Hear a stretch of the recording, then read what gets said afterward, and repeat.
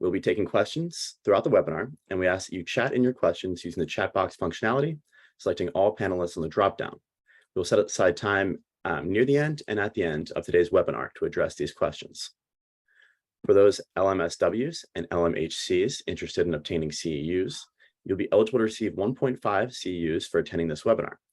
If you're Finally, towards the end of the webinar, we will be sending out the feedback survey using the chat box functionality. We ask that you click the link that is shared in the chat box and complete the feedback survey. We appreciate you filling this out as it helps us understand your experience and enhance our future TTAC offerings. With that said, I want to thank you all for joining us and hand it over to our partner, Evelyn Blank, Executive Director at NY Center for Child Development and Director of TTAC, who will walk us through a brief introduction before our presenter begins. Thank you. Thank you so much, Ian, and welcome everybody. If we could just go to the next slide. I just wanted to briefly talk about who TTAC is. And the New York City Early Childhood Mental Health Training and Technical Assistance Center is funded through the Department of Health and Mental Hygiene. And it's a partnership between my agency, the New York Center for Child Development, and the McSilver Institute on Poverty, Policy, and Research. New York Center for Child Development has been a major provider of early childhood mental health services in New York, with expertise in informing policy and also supporting the fields of early childhood mental health, both through training and direct practice. The NYU McSilver Institute for Poverty, Policy, and Research houses the community and the managed care technical assistance centers, also known as MTAC and CTAC, which offer clinic, business, and system transformation support statewide to all behavioral health providers. TTAC is tasked with building the capacity and the competencies of mental health and early childhood professionals through ongoing training and technical assistance. And if we go just to the next slide, a quick screenshot of our website. And for those who are not familiar with us, I would really encourage you to go there. Most of our trainings are both recorded and the PowerPoints are posted on the website. And it's a really rich resource for those who are really interested in trying to learn more. So thank you for joining us. It's now my pleasure to turn over to Dr. Gil Foley, who will introduce our speaker. Thank you, Evelyn, and welcome, colleagues, this afternoon for another in our webinar series of luminaries. And today we are especially privileged to have Dr. Connie Lillas. Dr. Lillas actually is a transdisciplinarian in her own right. She's a registered nurse, a marriage and family therapist, and a psychoanalyst. So she is particularly well prepared to bring the mind and body together. Dr. Lillas's book, Infant and Child Mental Health, Early Intervention and Relationship-Based Therapies, a NeuroRelational Framework for Interdisciplinary Practice, is truly a groundbreaking document. And I think one of the dimensions about Connie that you will learn very quickly is that she is both a scholar and a master clinician. And those are a rare combination. I think today we hear an awful lot about trauma and trauma-informed care and practice.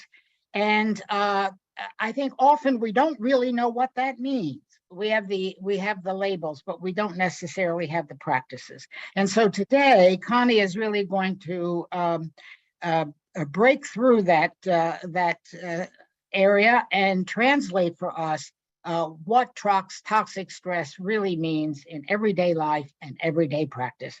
So Connie, I'll turn it over to you. Thank you so much. Thank you so much, Gil. I just have a logistical question. We had talked previously about people being able to see me. I don't see myself. Are people seeing me? We can see you. Yes. Okay, great. All right, we're good.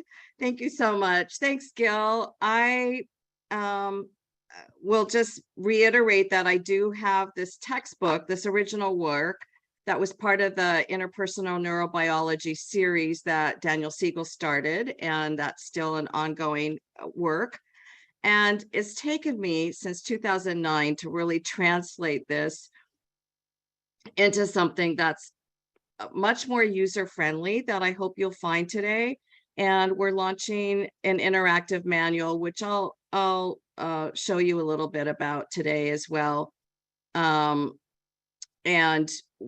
we're happy to have that happen in the next couple of weeks. There are 3 learning objectives that will be a part of this talk today. And don't worry if you don't have to keep up with every single thing I say. I'm going to prompt you when I'm covering a learning objective. So when you go back later and say, did she really talk about that? Hopefully it will remind you that I did talk about it. Now, I also would love for you to think about any aha moments. When we're connecting to the body, we really want to connect viscerally and deeply to ourselves. And we want to be able to have moments of like, wow, I already knew that, but it's so great to have somebody else say it. And other moments where we go, I didn't know that, but I really like that. And I'm going to take that idea and start to run with it. So I would like you to catch these aha moments and write them down. Or if you have the slides, circle it, make a note.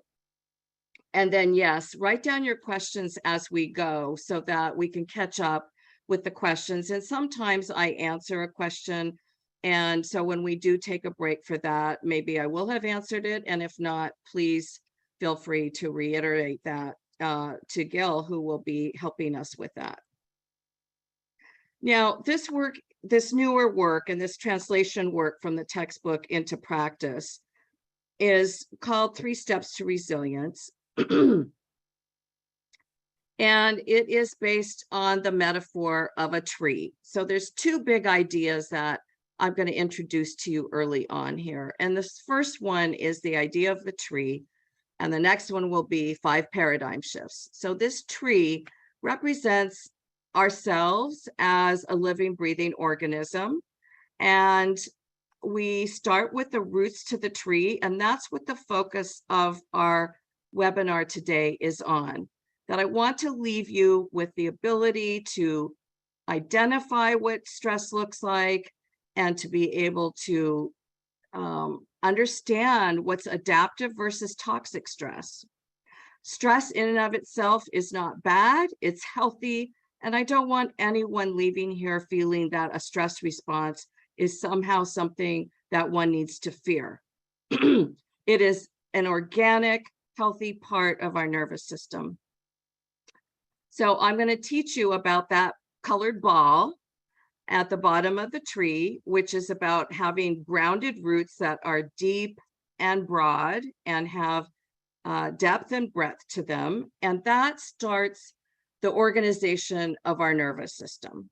And as our nervous system gets more organized and we can get into that, into that green zone, and notice that this whole setup of this autonomic nervous system, which also will be called the ANS, starts in utero. So whatever stressors the mother's having, if she's in toxic stress, that does affect the fetus's setting up of this whole stress and stress recovery process. So this whole thing really starts, the roots to the tree really start from our earliest origins and what happens in the womb. When we have stability and have a positive green zone, we can go into engaging and learning, and that is the supportive trunk is the relational side of the NeuroRelational Framework. And this is really heavily taken from DIR and the developmental way of looking at how engagement is a dynamic process that both matures and is dynamic and moves forward and moves backwards. And so the trunk of the tree, for those of you that are trained in DIR, that is where that resides in the NRF. I'm going to use the acronym NRF for NeuroRelational Framework. And then we get to brain architecture and the branches of the tree. So if there is toxic stress in step 1, it can erode the branches of the tree. And if there is toxic stress in step 1, it will often compromise the qualities of engagement, since the first quality is based on that robust resilience of being able to get into physiologic states of green zone together. And if you don't have robust engagement, the wiring and firing of the brain networks will also be compromised. And so now we've got a cascade effect. We've got a cascade effect from the roots that affect brain architecture to the trunk that affect the wiring and firing of the brain. And if you have problems and compromises, brain architecture will be delayed. So that is why then we need to be able to hold the whole of the brain and all the moving parts that go into social emotional competence, which is all of the brain regions, and for us to be able to create individualized profiles for children. So now I am going to move us to the second big idea, which is the 5 paradigm shifts of the NRF. Notice there is a color coding system, and the color coding system first has this kind of burgundy, which is representing the common assumptions that are in our culture and representing kind of the status quo. And the green represents the new ideas and the alternatives that the NRF suggests. And the lavender comes from the protective factors that come from the Center for Social Policy. These have been slightly updated to match the NRF. So those of you that know those protective factors, you'll know that it's parental resilience, and we believe that both parents and children need to be physiologically resilient. So we've included the parent and the child in that source of resilience. And we're really talking today then about noticing this alternative to thinking about children as compliant or non-compliant, to thinking of them as showing us whether they're in safety, conditions of challenge, or conditions of threat. And if they're in conditions of challenge and threat, being able to identify when is it a pattern that we should be concerned about versus when is it just a normative expression that we take seriously and its meaning and communication to us, and we're there to help facilitate stress recovery, which is the resilience part. Now, if you are in the compliance versus non-compliance way of thinking, and this unfortunately is very pervasive, it's in our culture, it's in our parenting culture, it's in our practitioner culture, including some evidence-based treatments that still will use viewing children through a compliance and non-compliance paradigm. If you're in that paradigm, it is an easy road to shift to compliant behavior being good and non-compliant behavior being bad. And in that then, compliant behavior is rewarded, non-compliant behavior is punished. A common form of punishment are timeouts, and that can escalate in classrooms to being sent away to another room and having to write 100 times, when they're older, what they did wrong, or being sent to, a timeout room, and then that can progress into other things that we know lead to preschool expulsion, which has been a very serious problem in our early childhood settings. So we really prioritize relational safety, which is then that trunk of the tree, and high quality engagement, and really getting that engagement process online. If you are in the status quo, where you are working with compliance, non-compliance, rewards and punishments, it leads easily to a neurodevelopmental mismatch. The National Organization 0 to 3 a few years ago did a national survey. This wasn't just with special ed kids or children who had challenging behaviors. This was just the garden variety parents across the US. And many of them believed that children should be able to have emotional and impulse control, some by the age of 1, some by the age of 2, some by the age of 3. When in fact, we know that the maturation of those frontal parts of the brain really kick in with capacity to put the brakes on more like 3.5 to 4 years old. So you can see that if you're in a preschool that believes that you should have emotional control and you're having a stress response and you're getting punished for that stress response, that possibly that mismatch now would be keeping that nervous system activated. And now the nervous system is getting what we call sensitized, which means it doesn't take much for the car alarm to go off. You know, some car alarms, you just kind of walk by them and you didn't even touch them and they start dinging. Well, when children are punished for organic, automatic stress responses, that can happen, let alone when they've been exposed to trauma and have neurodiverse nervous systems or complex diagnoses.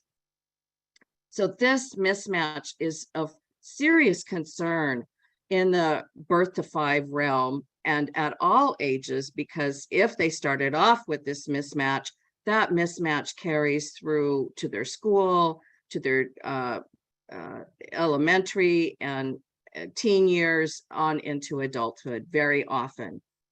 So it's very important then that we understand neural development and brain development, and some jargon words that we use in the NRF to help with that is to understand what is a bottom-up behavior and a bottom-up dynamic, which is things that happen automatically without thought. And that's a part of that autonomic nervous system that we're spending a lot of time with today. And things that include top-down capacities, which is the ability not just to use words and to think, but to inhibit and to stop oneself.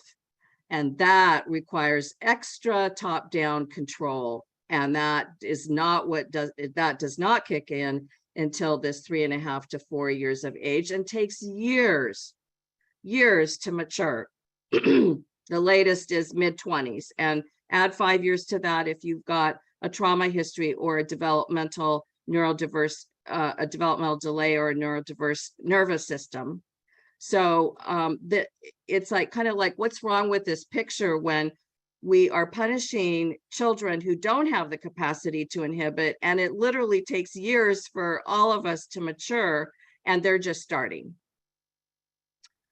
So what happens next in terms of common assumptions is that when you talk to many people, especially often in the school districts, even preschools, about what the cause of challenging behaviors are, you will hear that it's about attention seeking or avoidance of non-preferred activities or escape behavior.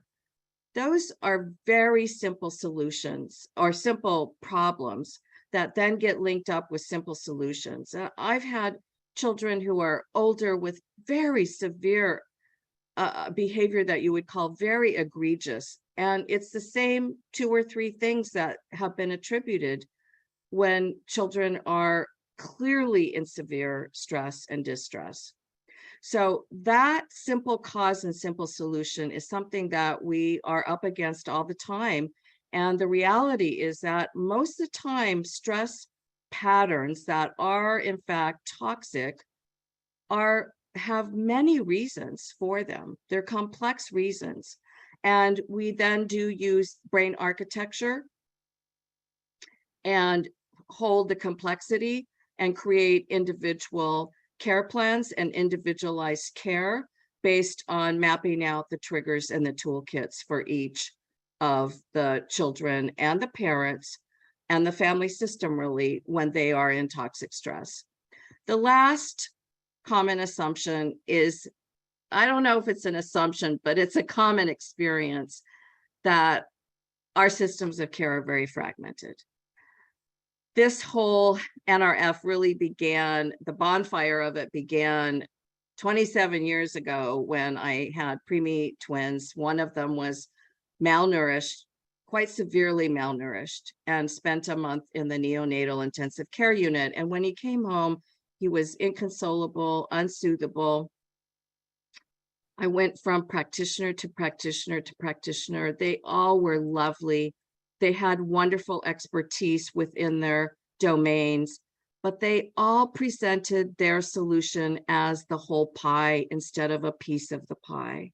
And it was very fragmented experience for me. And I was in my early 40s and had already, finally finished all my degrees and had quite a bit of experience. And it was, I said to myself, if it's this hard for parents with this much privilege that I have and this much education that I have, how hard is it for someone that's in the common realm, let alone in a position of experiencing systemic racism in an underprivileged situation? It seemed so difficult to get a cohesive team. And so my life's work really turned into creating something that could be a common language and a shared approach, so that multiple team members from multiple sectors across birth to 5 is our emphasis, but really across the lifespan, this framework applies to any age and any medical condition, any diagnostic condition, to create teams that have a common language and a shared approach, so that when parents go to a place to get concrete support, they have a team that is functioning well and can work with all these elements to the tree. So you'll see then that in the margins are these steps, and step 3 has these different iterations. Step 3, the branches of the tree, is the most complex. And so that is why then in the margins we have the operationalization of that tree into concrete steps with worksheets and handouts that can be used. So now we're going to start with and focus on this morning on paradigm shift number 1 and our interpretation of behavior. And this idea of safety, challenge, and threat, which is the new paradigm, versus compliance and non-compliance, is really quite a shift when you're starting with understanding of a common assumption, when you're starting with understanding that children can be compliant or not compliant. And I did this ed talk a while ago, and you will see some of the clip art that I found when I Googled compliant children and non-compliant children. But I want you to take a minute to think of what are some of the common words that are used very loosely about children who are having challenging behaviors. And this is really some of the least of them. There's many other more crass and more hostile terms that I did not put on this slide. But I want you to think of, in your culture, in your neighborhood, what are people calling children who are having challenging behaviors? Most of the time, those challenging behaviors, as you will see, will be on the red zone side of the nervous system. And think about how pejorative those words are and the connotation they have, which is that they could do better. They could have emotional control if they just wanted to. That is a common assumption that is very prevalent in our birth to 5 territory and age range. And this is the clip art that I found that was very sad and brought to life the systemic racism that I believe starts right from the start at a very early age, including in our early care and early education settings. So the compliant child showed up as a boy with freckles and a halo over his head, and of course, a boy with privilege. And the non-compliant child sadly turned out in this clip art search to be a little girl, African-American, Black girl, with literally the label put on her as oppositional. So I can't see, to me, this is the clearest picture I could give you of how early it starts and how the labeling, especially of our children of color, happens so early.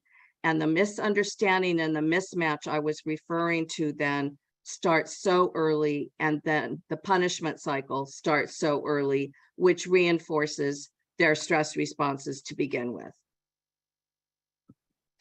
So how do we shift then to understanding what safety, challenge, and threat is? And you'll see here that safety has a set of numbers in it, and it's got a green color.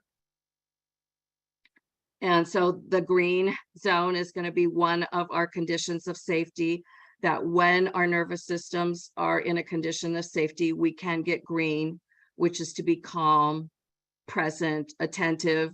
Hopefully most of you are in that condition during this webinar, or will help either self-regulate or get some co-regulation to get there. And then we can shift into adaptive stress and conditions of challenge. And you'll see that there's a red color on the inner side of this slice of a circle, and there's blue on the outer, and then there's kind of a merging of blue and red in the middle. And hopefully you can see that's a lighter, 4, 5, and 6 are a little bit lighter.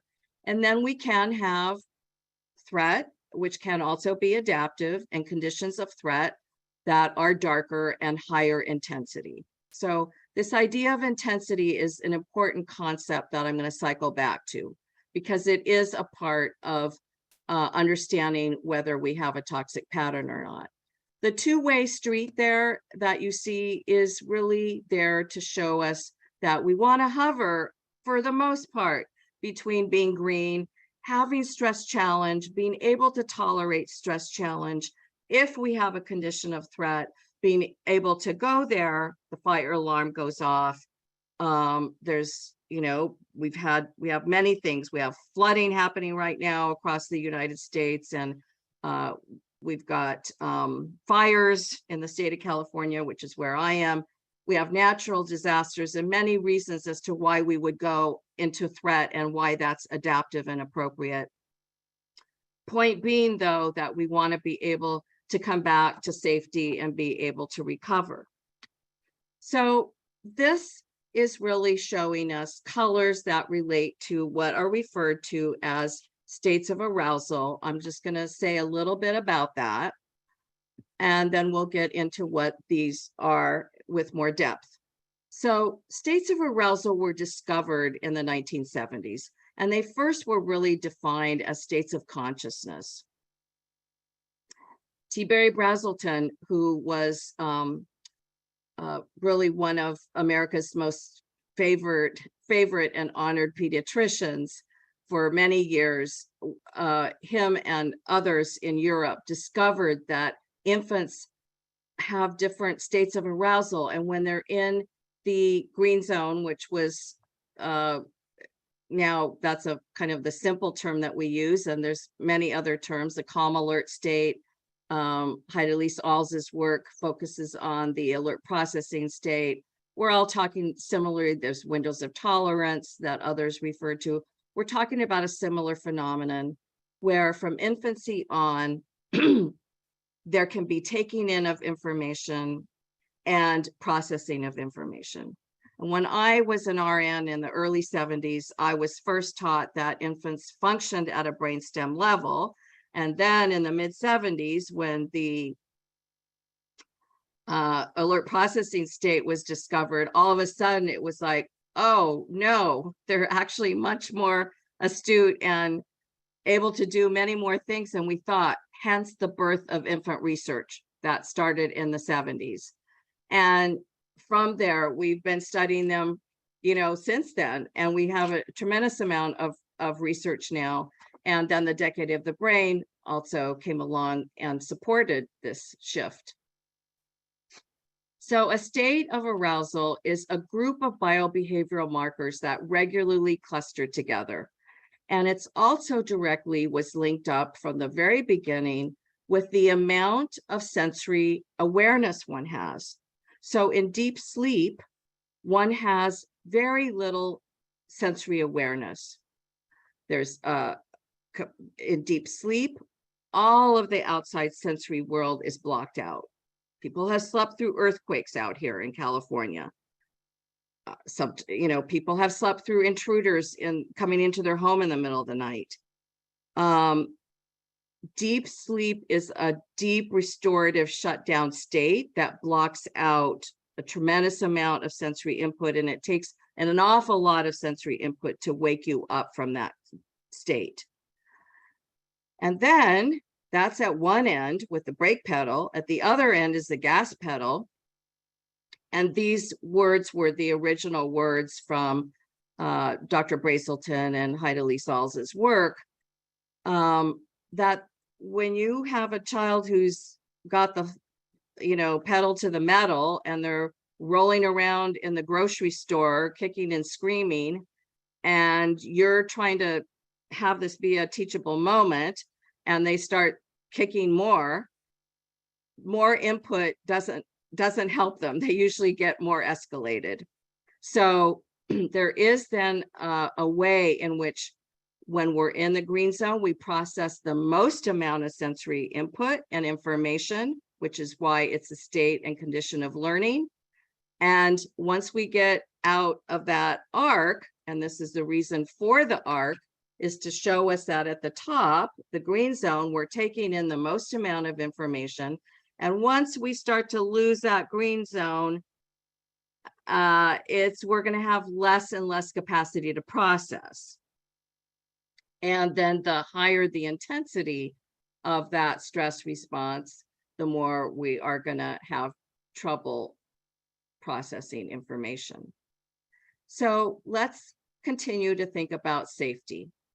The stars here represent safety. Safety, as you see to the left with the moon, are meant to show you that in order to cycle into deep sleep, our children, ourselves, we need to feel safe.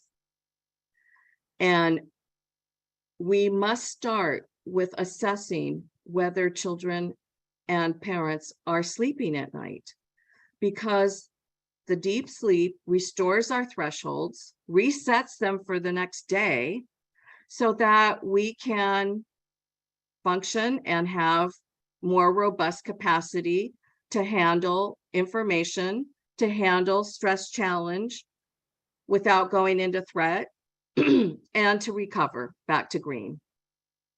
So the two states of arousal that signify safety in a child's nervous system, that are our resources for resilience, are deep sleep and when we're sleeping, and the green zone when we're awake. So hence the moon for nighttime and the sun for daytime, and those two sets of stars. That is how we define safety physiologically. So it's important then to be able to assess what's going on with sleep. So these are just a few questions that can be asked. They can be done informally, they can be done formally. And this is an example of one of the NRF's assessment. I see a raised hand. I don't know if that means that I need to stop. I think people can chat their questions in, and we will pause in a few minutes, so give them a chance to just ask their questions. Okay, all right. So the sleep assessment then is where this is a tool. It is not It doesn't have research behind it, but we're going to start to use it for research. And this is just an example over to the side here, a 5-year-old boy with a sleep score of 5. Well, he got a score of 1 for mouth breathing. Turned out eventually that this boy had severe sinus conditions and severe allergies and was eating all the foods he was eating were all the foods he was highly allergic to. And hence no surprise that he was tired 1 to 2 days a week. And then he also was suffering from anxiety and having teeth grinding nightly. So this is where you can start to pick up just some clues as to what's going on in the body and how things are from the start. Are there some red flags that may be disrupting that healthy restorative sleep that's affecting why we're having so many stress responses for so long with such intensity during the day? Background to the day cycles is the sleep cycles. Now, I told you that the states of arousal, or these zones, are clusters of biobehavioral markers. Here's your first learning objective. What are the 2 sides of the autonomic nervous system, or the ANS? There's a gas pedal side and a brake pedal side. Gas pedal, fancy word, is sympathetic. Brake pedal, fancy word, is parasympathetic. And so the ANS now is what I was referring to as automatic. This is part of the bottom-up part of our neurobiology. We go into these responses without thinking, without thought. They happen automatically. And this whole stress and stress recovery cycle begins, as I said, in utero. So really, we need to start pre-pregnancy, ideally, and in pregnancy, to help our pregnant mothers start to be able to, when they are in toxic stress, to help them right from the start, to help them with their own stress recovery, with co-regulation and self-regulation tools to help them. So I wanted to just say a couple things about the way that the NRF presents states of arousal and these colored zones. There's zones of regulation that are out there that you may have been exposed to. That's also a color coding system. There's many color coding systems out there. I wanted just to highlight that ours are deeply embedded in the research and the theory of the autonomic nervous system. And you will see deeply embedded with those clusters of biobehaviors. And we owe a lot to Dr. Porges for really highlighting that, along with exteroception and receiving and sending of signals that we can see and take in and also notice externally, we have an internal inside body, which is referred to as interoception. And his system of safety versus threat is referred to as neuroception. Very important addition and very influential to our mental health community. His work focuses on safety versus threat, and I'm not going to go into the details of the vagus, but it's based on a way of understanding that vagal system, which is the brake side, the whole parasympathetic side of our autonomic nervous system is the vagal nerve. And he focuses on safety versus threat. And that first, when we have threat, we're going to first go into the gas pedal. And if we cannot move, or if it's threatening for us to go into fight flight, our bodies will shut down and we will go into a blue zone freeze and a collapse. And it can also lead to extremes of fainting and other things like dissociation. The NRF builds on Porges's theory and adds some other neuroscientists, Bernstein and Cacioppo, and we add that condition of challenge because we feel like challenge is important to be able to have stress challenge and not only be thinking of, again, stress responses as threat. This is where I think people then start to think of stress as threat when it isn't always. And so we want to be able to build stress challenge with our children and ourselves. Learning requires stress challenge. It requires learning something new, which may be anxiety producing or disorienting or confusing for a while. That may be happening with some of you as we're going through some of this. And so we want to be able to have stress challenge. And the other part that we highlight that is different from what I can tell any other theory base is really bringing coactivity to the autonomic nervous system's idea of how our different clusters of arousal are created. So the idea that you can have the gas and the brake pedal on at the same time in varying degrees is something that hasn't trickled down much yet to the public. And so we're really highlighting that because we believe it's extremely important that people understand the nervous system. While it typically can be an all or nothing, all red or all blue, and that's not an uncommon pattern. You can have patterns where both are on.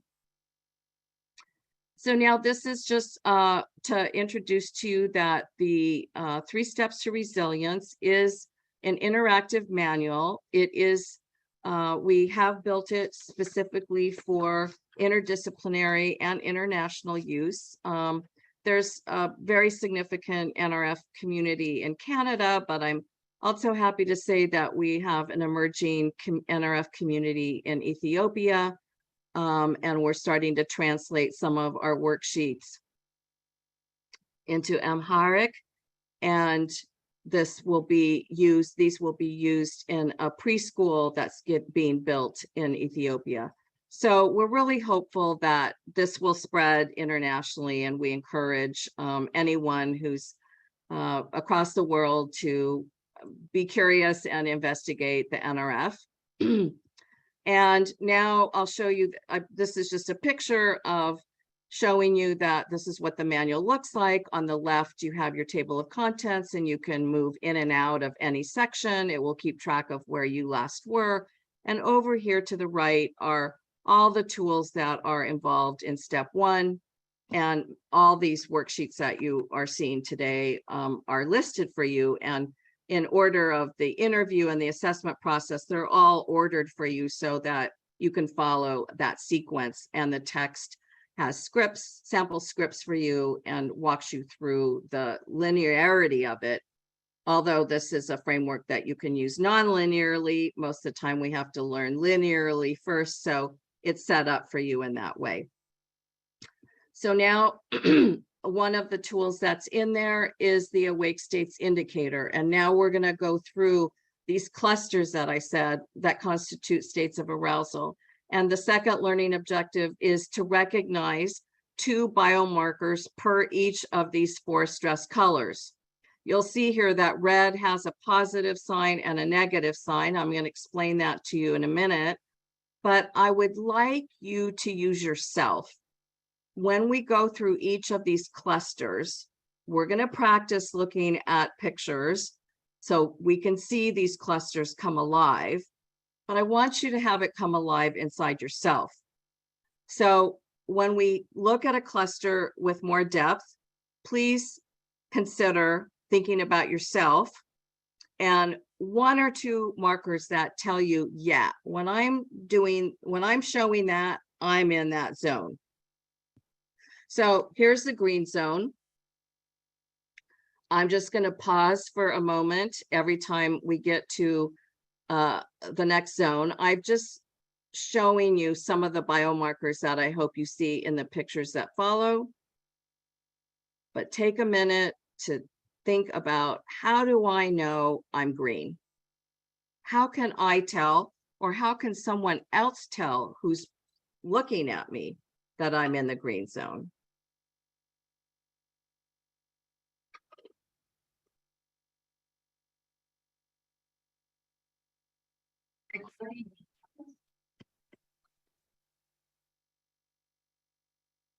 Now, let's take a look at some pictures.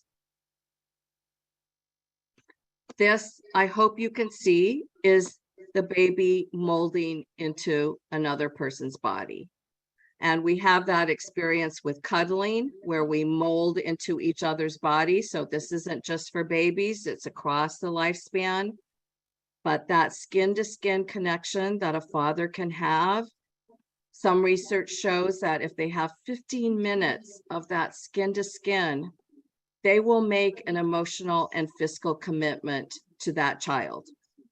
So that early connection of molding into each other, being that connected to each other for both parents is very, very powerful and creates a physiologic shift that begins the falling in love process.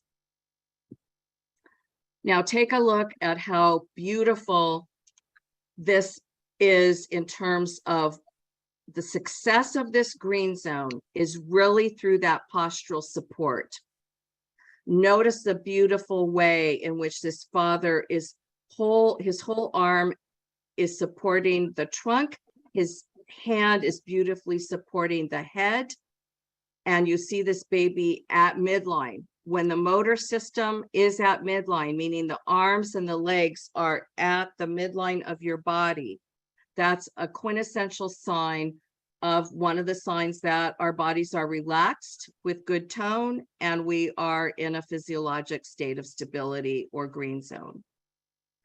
And again, that facilitates this beautiful connecting and gazing through the eyes and that experience of falling in love.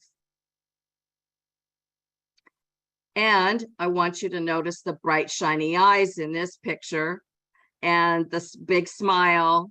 Those bright, shiny eyes across the lifespan are a way to say, oh, this person's alert, this person's present. They're taking in they're taking in either information about learning or here they're taking in joy and experiencing joy. Very, very important aspect of the green zone is in the first few qualities of engagement is being green together, sharing some kind of sensory connection that leads to joy. Those powerful, that's part of the powerful foundation of the early trunk of the tree and the importance of the green zone to lead to this falling in love experience. So now I want you to take a look at the positive red zone markers. And let me say a little bit about the red zone. The red zone then is any part, it's the gas pedal side, and it's what's bringing a constriction or an excitement or things moving quickly and fast to all of those internal organs that we saw. So what the red zone does is it speeds everything up. The blue zone, the parasympathetic, slows everything down. Well, in the speeding of everything up, it does not tell you what valence it is or what emotional tone it is. So things can be speeding up and one can have a very positive emotional tone, or things can be speeding up and have a very negative emotional tone. And so hence that's why we call it positive red zone and negative red zone, because the literature focuses on positive and negative valences or the emotional tone of the experience. I don't want people to be confused that positive red means it's always positive, meaning that it somehow is better than the negative.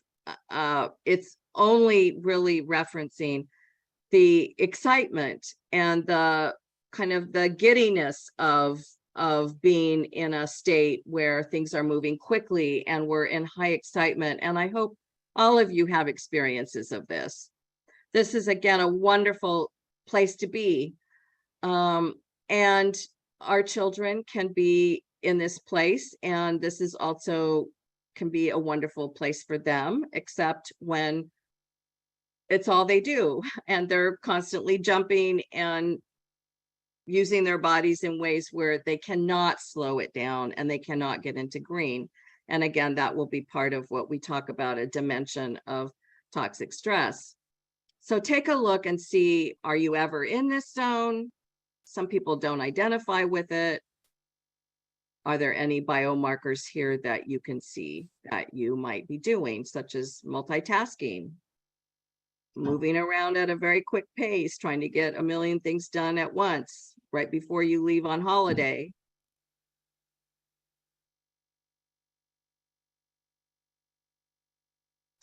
And the pushing, shoving, biting is not the same as it is when it's in the negative red zone.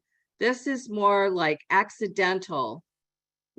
Children are moving so fast, they're blowing through people.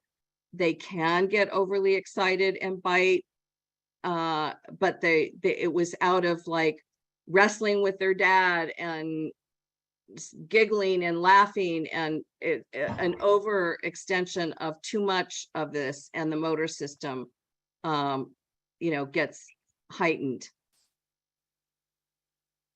So let's take a look at a few pictures.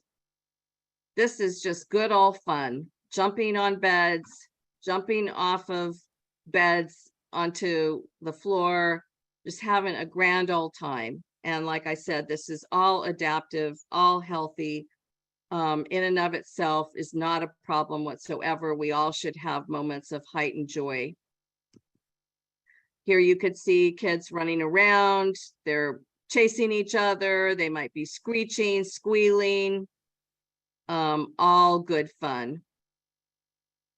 Or you could have a positive red zone experience of inattention and daydreaming or constantly fidgeting with something. So extremes of this where it's ongoing, continuous, this can end up in a diagnostic category of ADHD. Positive red zone can also end up in a diagnostic category of hypomania or mania. So again, this is an adaptive condition of the nervous system, but when we look at the dimensions of duration and frequency and intensity, that may be pushing us over into something that needs to be attended to. Now let's look at the negative red zone. These are more than likely our children that are getting, have had the history of being expelled. And it is very common for a child who has a lot of positive red to quickly shift over into a negative valence. So that is not that uncommon.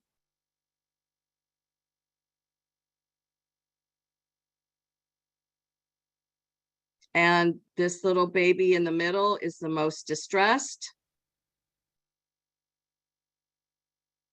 You can see here the angry, hostile looks on these children who are in an unhappy, angry place. When we get older, we start to use our fingers, our fists, clenched jaw, say things that we regret maybe later. And now we take a look at the blue zone and see if you identify with any of these markers.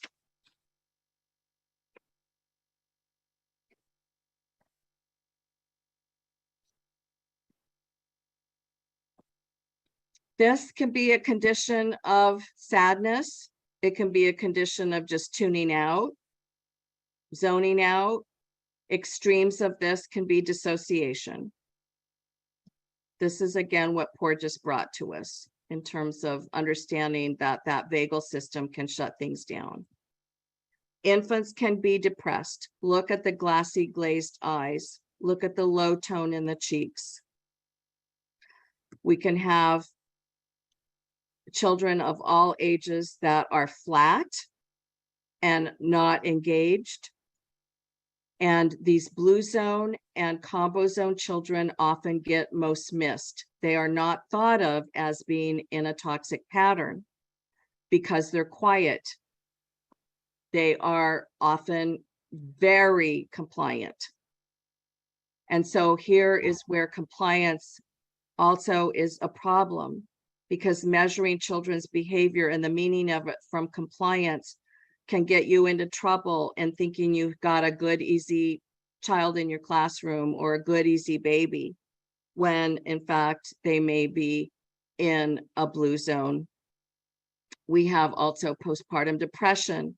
We have teenagers. Suicide is very on the up, very high increase in suicidality. We've got also cultural differences in how we experience these zones. I'm from a Greek immigrant family, and so the red zone ranges are very familiar to me. But depression was a very serious threat in our home because my maternal grandmother had suffered from pretty severe depression. So anyone that was depressed, that was a huge threat. Red zone, no big deal. That happened every day, and that was just part of daily life. So what's your family culture? What's your background in terms of what zones are familiar to you? And that can create a condition where you feel really comfortable with that, or it creates more threat because it was something that created more threat in you. And now let's take a look at the combo zone and any ways in which you might pick up on this yourself, from tenseness to a range of being quietly wary. So you'll see here that under movement, you can have a quiet child who's hypervigilant, or we can be quietly wary or very actively worried. So this again is the combo where we got either more gas or more brake or a complete blend of both, moving up, moving down. The more you get towards the gas pedal, the more you get towards a panic attack. The more you get towards the blue side, you are more towards potentially being in a hypervigilant freeze, another kind of freeze different from the slump. This is the deer in the headlight freeze. The pure blue zone freeze is more like the possum that just plays dead. So hopefully you can identify some biomarkers here. Notice the raised eyebrows, the nasal flaring, the pursed lips, the look of surprise.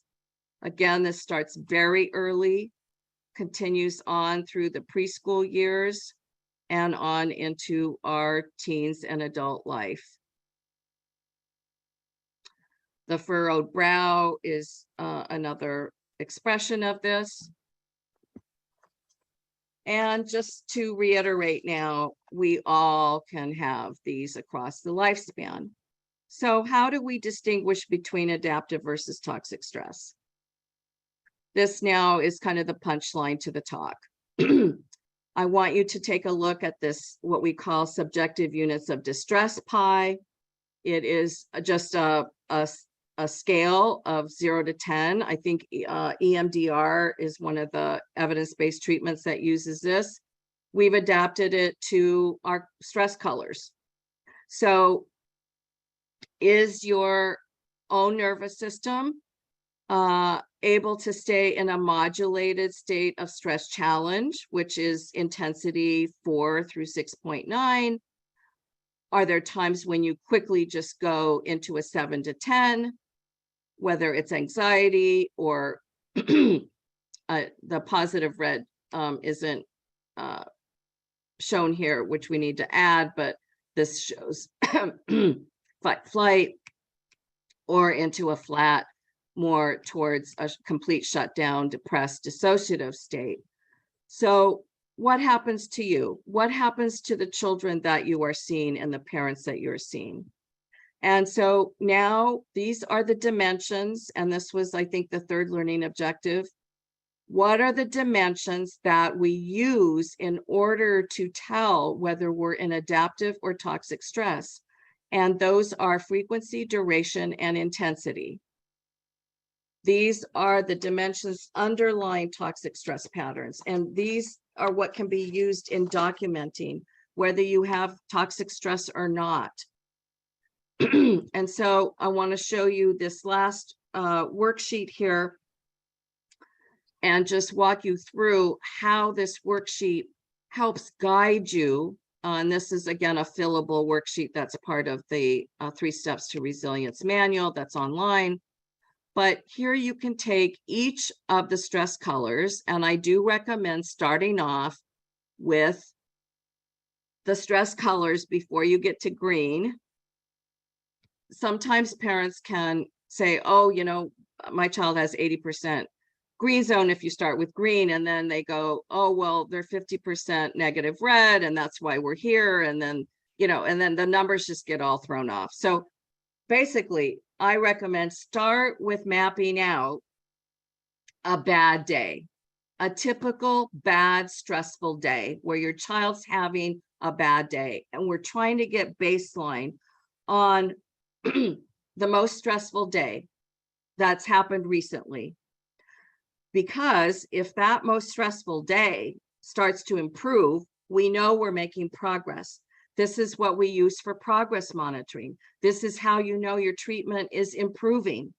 This is also how you know whether you need to refer or not onto a dyadic parent-child psychotherapist to provide the treatment. And so we start with the frequency. How frequent do you experience your child in the positive red zone? Now, how we use this best is that we take the awake states indicators that the parents have signaled, and we write them in here. So all those clusters, that's a fillable worksheet. They fill that out. We do that with the parents. So you've got all that data sitting right there. You fill this in. So when you go to this worksheet, you say, you know, you clicked off positive red, that they love jumping and they love running and they are nonstop talkers and their bodies are on the go. This is what you indicated that you knew your child was in this zone. So let's go back now and think, how frequently are they in that place? And there's a range that could be, you know, from, well, they're at least in that range 30 minutes a day. And on a bad day, we've got a full hour. Okay, so the duration then goes to 30 to 60 minutes. If it's greater than 20 minutes, you're going to check that box. And I'll tell you why in a minute. And then you ask them, you know, when they go positive, do they just gradually get positive, or do they wake up and boom, or they're in a transition and boom, they're just all over the place? So if they have a gradual, you can click the modulated place. And if they don't have a smooth transition and they quickly go 7 to 10, you click 7 to 10. That immediately tells you that they're a jumper. If you don't have a modulated state change, they jump really quickly into high intensity. And then does this occur with transitions? So why are these checkboxes important? Because frequency, duration, intensity, and whether these occur with transitions or not are how we identify toxic stress. Anything that's too frequent, too quick, too intense is toxic pattern number 1. Anything that takes too long to recover, which is why we have the greater than 20 minutes. It takes 20 minutes for cortisol, which is our stress recovery hormone, to come along and help us recover. So we first then will go to that to say if it's greater than 20 minutes, we're going to consider that as potentially taking too long, and pattern number 2. Does this happen frequently with a transition? If that box is checked, that red zone or combo zone or blue zone or whatever is a part of transitions, that's another toxic stress pattern. And if we have 20% or less green zone, we consider that pattern 4, which is that we have so much stress happening all day long that that's toxic to the nervous system. And pattern 4 is really the most stressful of these four. All of these are toxic, but once you get to less than 20% or less, we really consider that a very serious situation, that all of these are signals to establish medical necessity. But then you can take those percentages and you can have a gestalt of those percentages, or you can actually go back and calculate. Up in this box here, when you do a sleep wake, when you get the sleep information, there's a number of how many hours that child is awake. So if you take the fact that 1 hour of the day that child is in a positive red, and 1 hour of the day they flip into negative red, and they hardly ever show blue zone, but they show combo zone and anxiety most of the day. You take whatever that time is and divide it by the number of waking hours, and it will give you a calculation. And all of that formula is in the manual. So, but this is now what these pies look like. This is a child who started off green, and through a series of events, his mom leaving to go to South America to visit her dying mother, and then his primary caretaker getting sick with COVID, you saw a huge shift, both at home and at school. Well, we knew we had to really intervene now, because he went from almost 90% green zone to 20% green zone. Here's a whole family system. Here's the primary child. He's got 3% estimated green zone, 73% combo zone with flares of positive and negative red. And the impact then, his sibling doing quite well. Dad, in reaction to this son, is struggling, 10% green. He is anxious, he gets angry, he gets depressed. Mom has a little bit more leeway and more green zone, but she also gets anxious and depressed. So this is how we now can map out the child and the whole family. And now I'm going to open it up for questions and comments.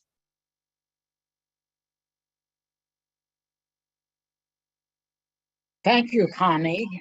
That's just so illuminating.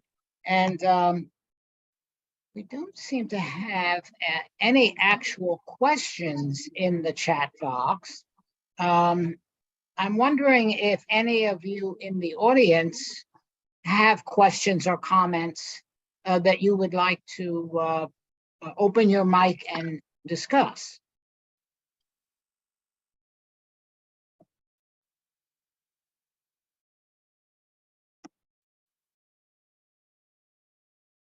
Anyone? Well, one comment that I really mirrors what I'm feeling. So cool how the components of self-regulation are mapped out operationally.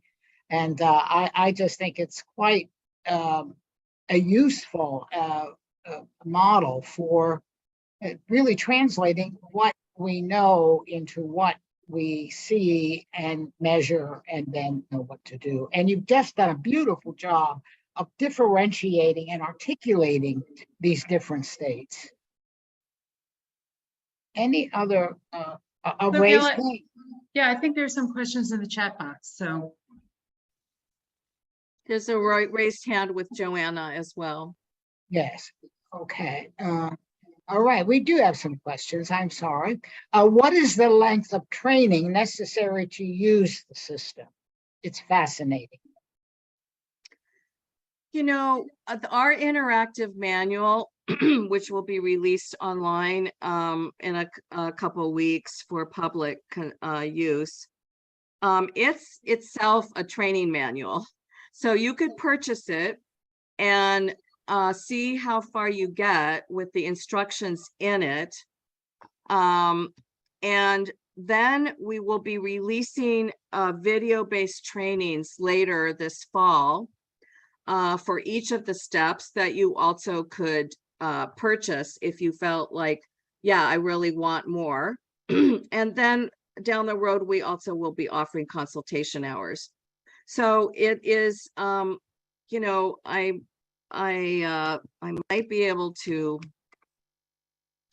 just show you the manual here, but I'm hoping that a lot of you, that especially the more experienced clinicians, could purchase a subscription to the manual and have everything at your fingertips, and you could start using it right away.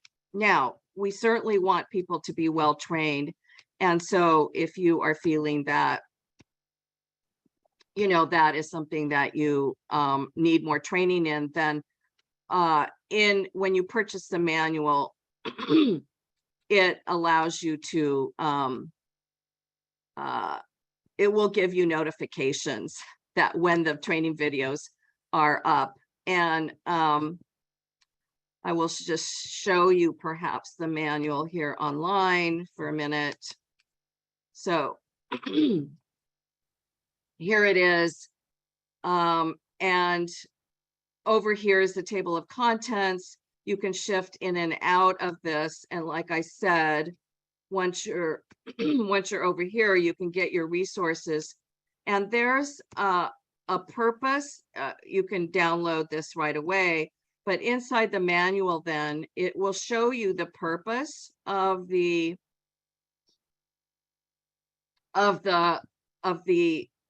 purpose of the handout, and psycho-ed means PE, and it will tell you the reason, and it will give you a script for how to use it with a family.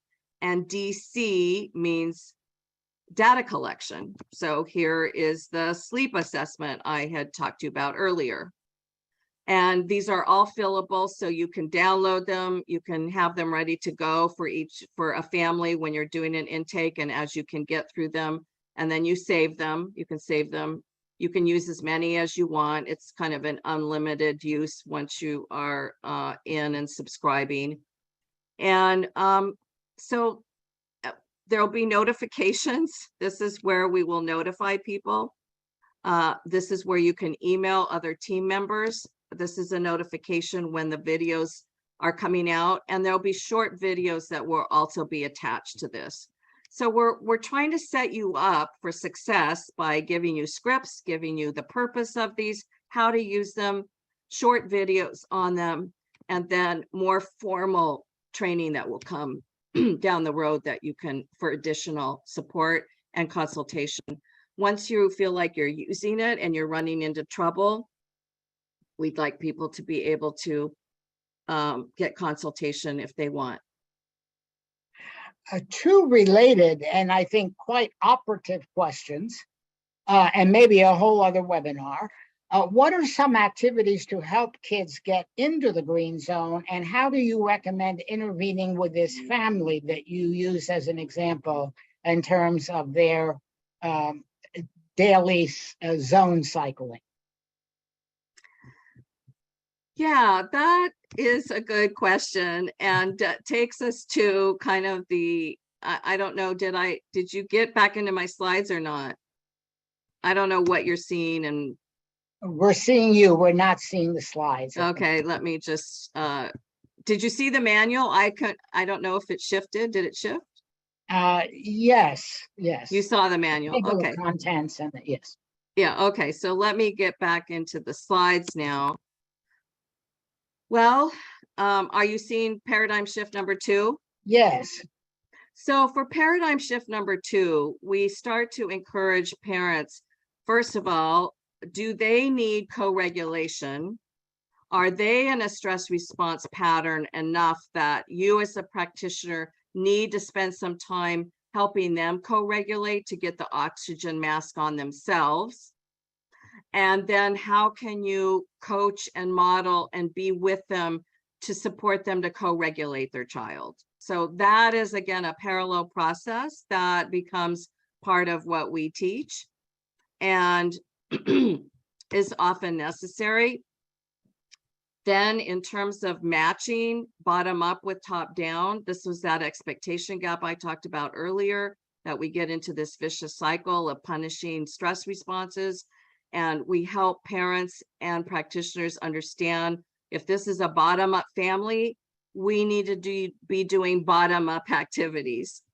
And so this is then when we get into the 4 brain systems. This was where we have these simple ideas of this is the only 2 reasons why we have this stress response.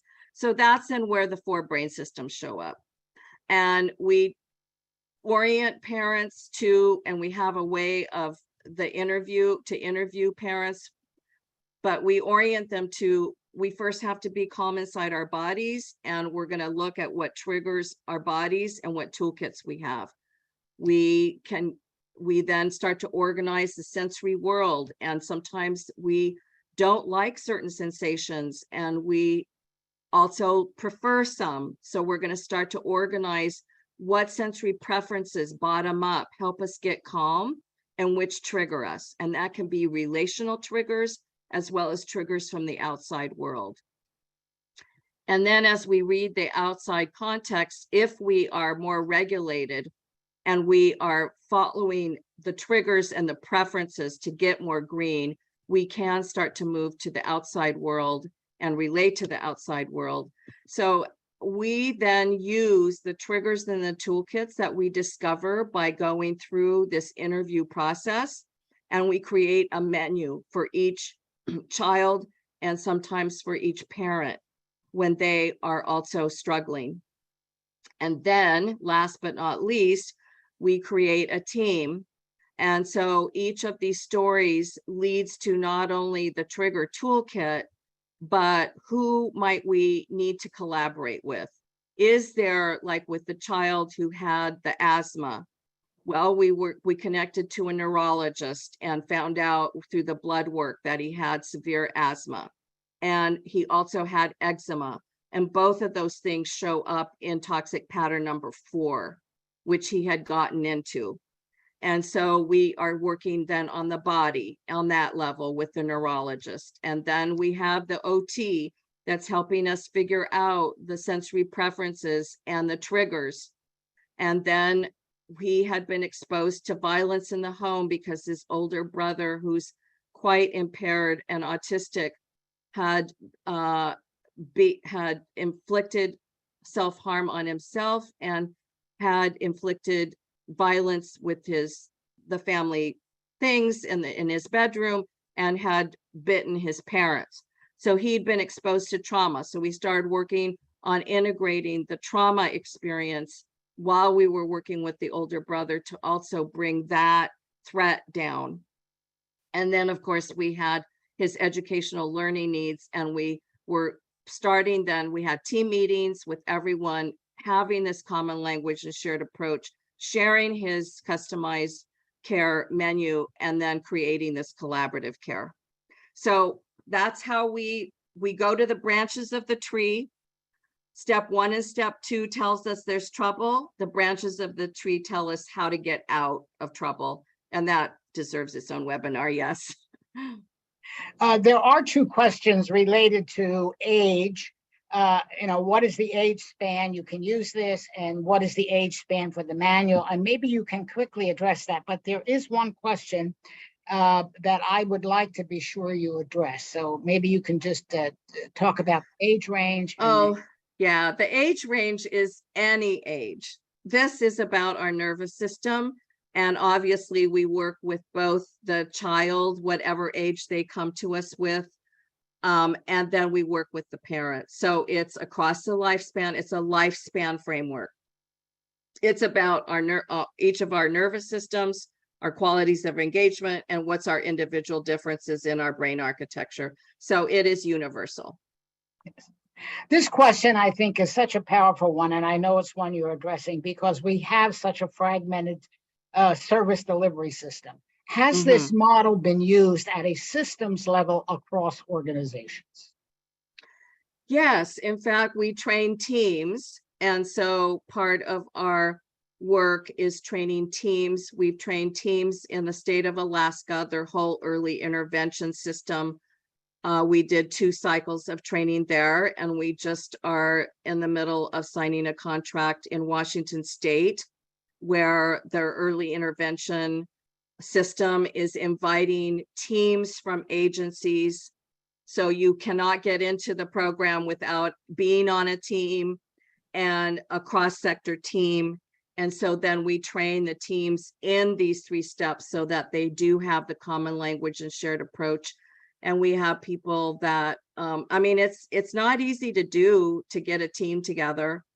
Some, early intervention lends itself a little bit more to working on teams because they typically do have an OT, a PT, an SLP, and sometimes a mental health provider. But really bridging the mental health with the developmental is really the strength of the NRF. But we also train mental health teams, and then we've trained, everywhere from 4 hours of training in LA County Child Welfare, and we've trained 4,000 social workers in step 1 and step 2 with community partners, and to training, a formal training of an 8-month program with a designated teams that have come together. So we do a whole variety, but we love cross training. That is our strength. Wonderful. Are there any other questions in the audience? We're just about coming to the end of our time. I just wanted to jump in and also please remind people to fill out the evaluation. It's in the chat box, and very much welcome your feedback. And also thank Dr. Lillas for a wonderful presentation. Yes, and people will be able to see the PowerPoint, the presentation, and whatever, and some of the resources online. It was definitely a splendid presentation, Connie. And there are a few kudos here in the chat box, and I think that's always a good high point to end on. Bravo in taking your model into a very operational and relational interactive model. We met years ago at UMass Boston. So exciting and absolutely amazing and helpful information. I completely agree, Connie, and thank you so much for being with us. Thank you. Thank you so much. Yes. It's been such a pleasure, and I'm so glad that it's translated into something that you feel you can use. And that gives me great pleasure from going to a very professional scholarly textbook into something that I'm hopeful will be used around the world in a practical way. So that gives me a great deal of hope. And I'm hoping that in a couple of weeks, you'll go to this website. It will be live, and I welcome you to purchase the manual. Thank you so much. This has really been wonderful. Again, please do fill out the evaluation. Thank you, everybody, for attending. Thank you, Connie, and thank you, colleagues. Thank you.